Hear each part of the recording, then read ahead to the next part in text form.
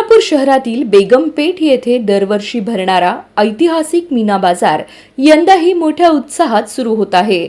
उद्या शुक्रवारपासून हा बाजार भरायला सुरुवात होणार असल्याची माहिती राजू कुरेशी यांनी दिली।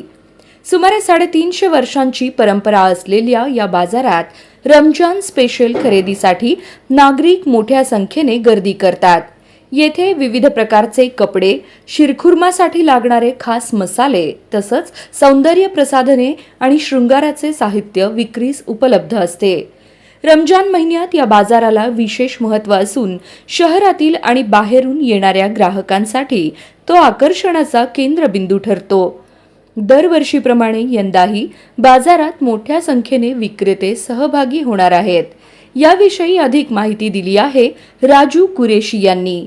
असं आहे की 350 ते 400 ह्या ज्यामध्ये स्टॉल लागतात, त्यामध्ये लहान लेकराचे कपडे असू दे, चष्मे, घडी, मग लेडीजचे लहान मुलाचे कपडे, हे ज्वेलरी सामान आहे। मग यामध्ये ड्रायफ्रूटचा आपला मोठ्या प्रमाणात बाजार भरतो। इकडं सर्व हिंदू मुस्लिम बांधव तिथं ते आपल्या स्टॉल मध्ये येतात, खरेदी विक्री करतात। आपले सोलापूर शहर जिल्ह्यामध्ये जेवढे आपले जिल्ह्यामध्ये आहेत लोक सर्व या ठिकाणी आपल्या मीना बाजार मध्ये येऊन खरेदी करतात।